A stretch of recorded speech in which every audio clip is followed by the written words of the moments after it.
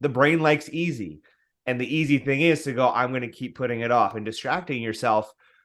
But in reality, it's not that hard to put those first 5 to 10 minutes in and gets the ball rolling. Now, sometimes it is a bit of a struggle. And I think that's where it's also smart to take a step back, maybe go focus on something else, go for a walk, reset, come back and sit down. But if you can lean into it, usually you're going to be good to go.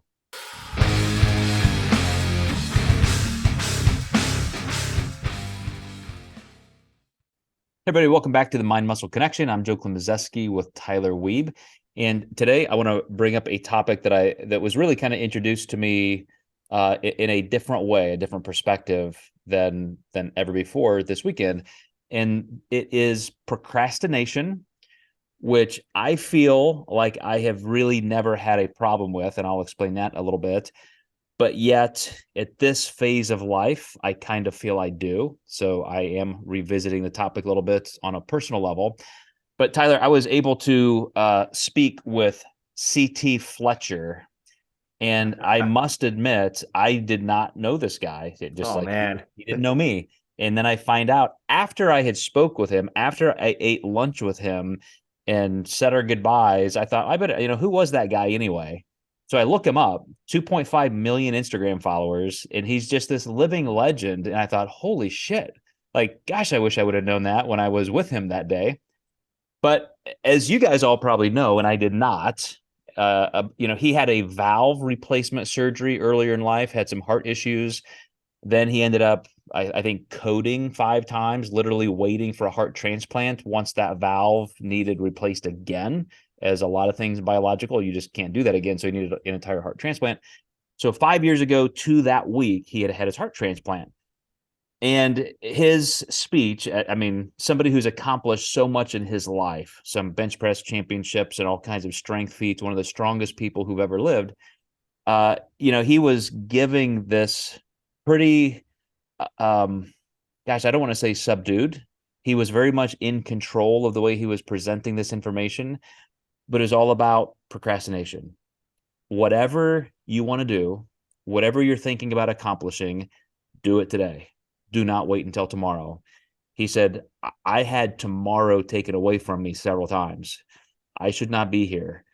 At this point in time when I had this heart attack because of this, AFib and valve issue, and then this, he said, I have died so many times, and that could have been the day it was the final time.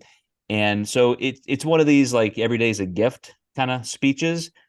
But when you see somebody who has accomplished that much and it really happened with that kind of validity, it really does kind of bring it home.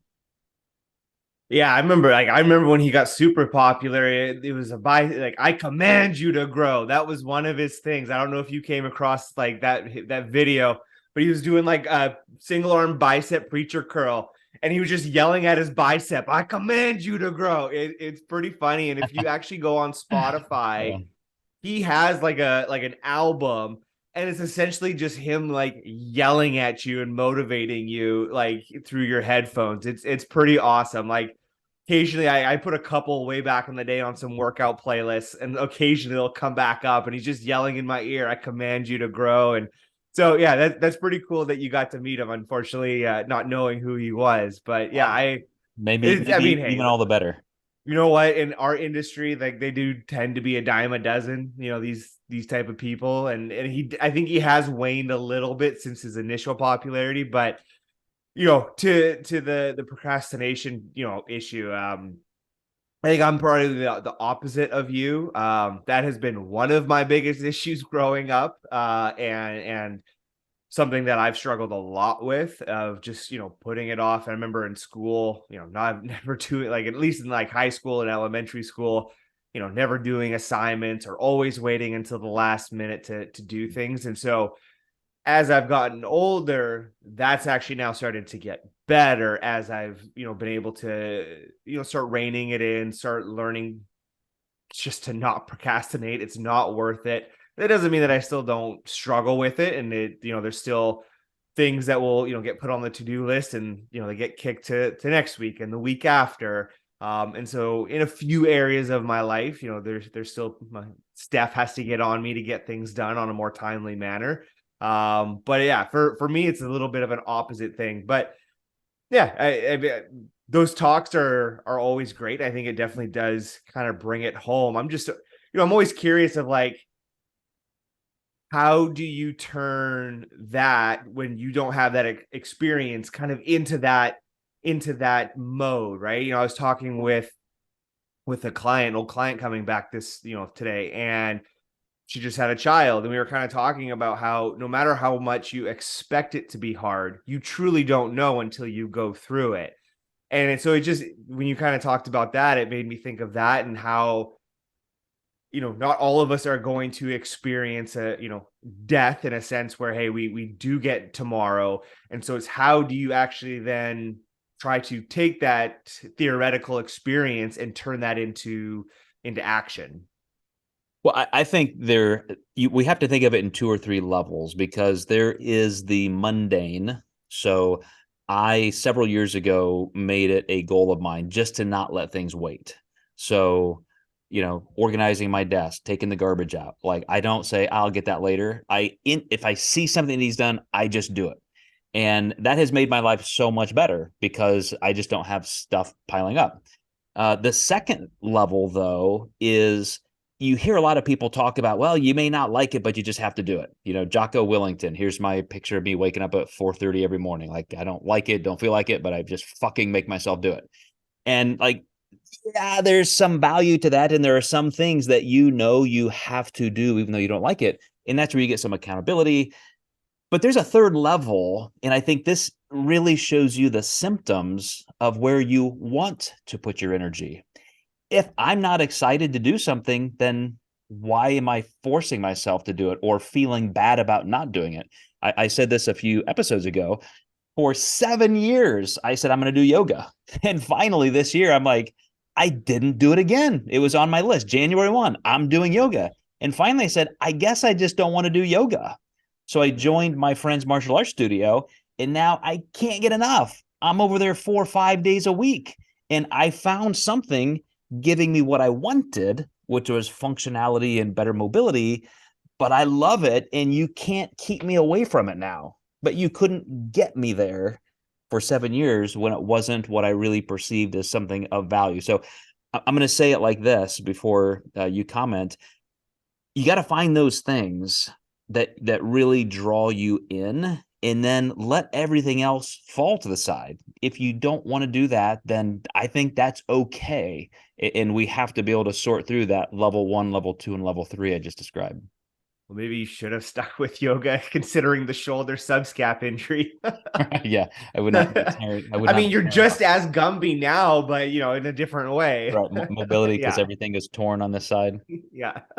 Um, and I think that's such a good point too. And I think one that doesn't get talked about enough is kind of that layer 3 of, if I don't find joy in it, why am I doing it? Right. It was who was that popular cleaner that on Netflix there for a little bit? You go through your house, and if it doesn't bring me joy, you toss it out. And it's kind of the same thing here, because no matter what you enjoy doing, there's going to be small things in there that you just don't enjoy doing, right? I think that's going to be a pretty normal thing. And so, you're almost going to let that overriding joy of what you're actually doing to really actually work through those things that you don't maybe necessarily enjoy about the overarching thing. And so I think that gets overshadowed by that layer 2 of, no, you just have to do it no matter what. Like, that's what tough people do. And that's what, blah, blah, Goggins and all of that. Right. And I agree, like, to a certain extent, yes, but I think it can just convince people that, I just got to grit it out, even though I don't like it. And they become kind of miserable with it all because they're hating what they're doing. And, I know I've used this example, I think, a couple of times, but just coming out of this last prep and not wanting to do it, there's no joy in it for me. And it was robbing joy of the things that I did enjoy doing about fitness and things like that. And just yesterday or this week went for my first trail run in probably years with a buddy. And I was like, oh man, this is so much fun. This is what I enjoy doing. This is what I enjoy of that fitness aspect of lifting weights, of being healthy, of being active. It's all of those things that I have fun, not the stepping on stage essentially naked and being being judged on how I look and paying for that privilege, right? Like that's not It something sounds that so I amazing when you enjoy put it that way. doing. Yeah, like I don't want to pay you to tell you out of 20 guys I look the worst. Thanks, awesome. Yeah. I've often said that it's literally just putting ourselves in the position of a 4-H fair. It's like, you're just standing there to be judged on how you look, and you're assigned value, and you go home. Only one person gets the blue ribbon. Yeah. But I do want to. I don't want to just make this sound like it's that easy, because when you go back to that first level, which is just being organized enough to keep your life in check and on the rails, I think it really can be helpful to have those um, little guideposts. So, for example, I've used this in the past where Stephen King, who's written, I think, close to 60 best-selling novels, he said, look, I've been doing this for 50 years and my formula hasn't changed. I wake up and my goal is I write 1,000 words every day, 1,000 words. That's no more than a page and a half. And he said, guess what? That turns into a book a year. And if I just do that, if I just 6 days a week write a page and a half, some days it's more because it really starts flowing. Some days I'm staring at a blank page for 4 hours before I get it right. But that is that disciplined part to procrastination. And the irony is he does love it. Like, he does love it. That's his career. But there are still those intricacies that the mechanics that have to be put in place. I will say, though, on the other side of that continuum, it's good to be obsessed about something once in a while. You can't be obsessed about too many things. There are, competing resources for that, time and so forth. But man, as we keep coming back to, joy, quote unquote, if you really feel so pulled that you're willing to orient your entire life around this, I think you got a pretty worthy pursuit. Like, run with that. Yeah. And, in kind of in that same vein, it's like, just because he has written, so it's like he's also written a bunch of stinkers too. Like, some of them aren't that great. But again, like, it still comes back to that discipline part of it. And out of the crap, there's going to become, he's still probably considered one of the greatest, horror writers to ever grace this planet for how many stinkers he's had and all of that. And so I think it just also then shows to the discipline and the idea of keep going no matter what. Like, there's no such thing as winning or losing. It's just continuing forward and continuing to push and continuing to have that dedication to, write that 1,000 words a day, no matter what comes out. Right. Like, and hence, right. Like, hey, you know what? There's four words. It may not be great, but you're starting that process of that creativity and starting to work towards something. Because I think what I've really noticed and kind of what, I've really come to learn is when I do have, let's say 2 hours of work ahead of me, and maybe it's not the most fun work that I'm looking forward to, it's kind of that first 5 minutes. If you kind of start getting that ball rolling and like you get through that first 5 to 10 minutes and maybe, put away the phone, no distractions, like truly kind of sink into that first 5 to 10 minutes, lean into it. What I have found, all of a sudden that momentum just kind of starts to pick up, and all of a sudden 2 hours is gone. I was like, oh shit, like what happened? Like, and I think it's just that realization of, and like like you were telling me earlier this week, like the brain likes easy, and the easy thing is to go, I'm going to keep putting it off, I'm going to keep putting it off and distracting yourself. But in reality, it's not that hard to put those first 5 to 10 minutes in and gets the ball rolling. Now, sometimes it's just not meant to be, and it is a bit of a struggle. And I think that's where it's also smart to take a step back, maybe go focus on something else, go for a walk, reset, come back and sit down. I think that is a viable thing to do. But yeah, I have found, like, if you can kind of, lean into it, usually you're going to be good to go. I've told you, after 2 failed attempts of trying to learn guitar, my third attempt stuck because of exactly what you said. I I just made a rule that I literally have to have my guitar in my hands 3 times a day. And even if it's 30 seconds, and I still do this a lot. There's one in my office over here. And if I realize, man, I just haven't been playing that much in my busiest times of the day, I'll be like, all right, I'm going to sit down and just for a couple minutes go through a song or just, and you're right. All of a sudden, 15 minutes later, 20 minutes later, you're still doing it, realizing this is amazing. Like, why do I not do this more often?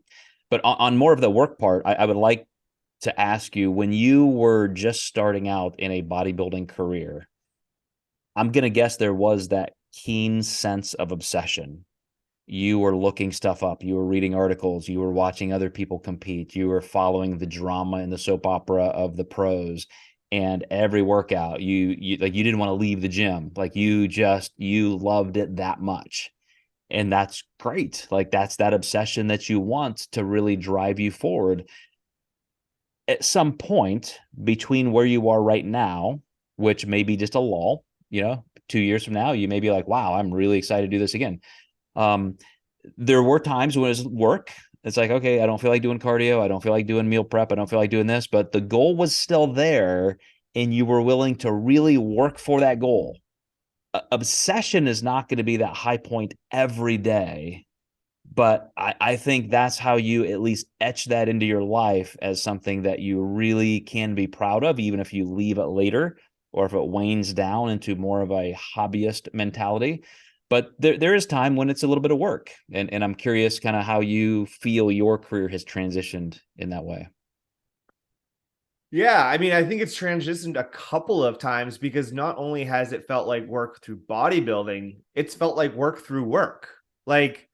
This has been my career now for roughly 10 years, starting off as a personal trainer and going through all of that. And so spent a lot of time in a gym like since I was 15. And so I think sometimes like it can almost feel like work. Oh, I gotta record this, I gotta record that. Like, almost like you don't really necessarily then get to start separating yourself from work and the gym. Whereas, maybe before, like there was some of that separation. And so I think it's transitioned a couple of times. And I think what I've really just now come to settle on is just love being in the gym.